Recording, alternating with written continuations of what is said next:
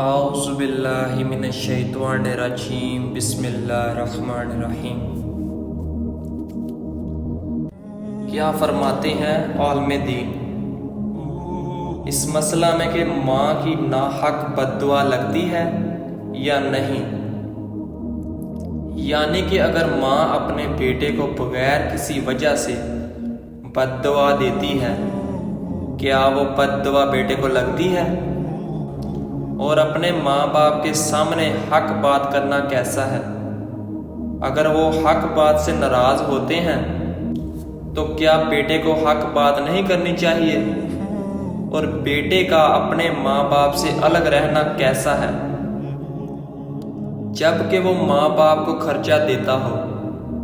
اگر بیوی حق پر ہو تو کیا ایسی صورت میں بیوی کے ساتھ کھڑا ہونا صحیح ہے؟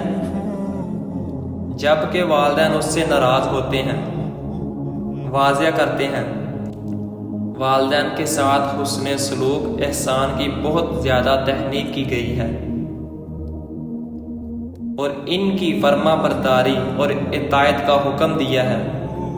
البتہ اگر والدین گناہ اور ناجائز کام کا حکم دیں تو ان کے اس حکم کو پورا نہیں کیا جائے گا، لہٰذا اولاد کو چاہیے کہ والدین کے ساتھ احسان کا معاملہ کریں اور ان کو راضی کرنے کی پوری کوشش کریں اور ہر اس بات سے اجتناب کریں جس سے والدین کو تکلیف ہوتی ہے، اگرچہ وہ بات حق ہی کیوں نہ ہو۔ البتہ اگر اس بات کا نہ کہنے سے بیوی یا کسی اور کی حق تلافی ہو رہی ہو، مناسب انداز سے والدین کو حق بات کہی جا سکتی ہے، لیکن اس کے باوجود اگر ماں ناحق بد دعا دے تو سائل پر اس بد دعا کا کوئی اثر نہیں ہوگا۔ اگر اولاد بالغ ہو اور والدین کو ان کی خدمت کی ضرورت نہ ہو تو اولاد والدین سے الگ رہ سکتی ہے۔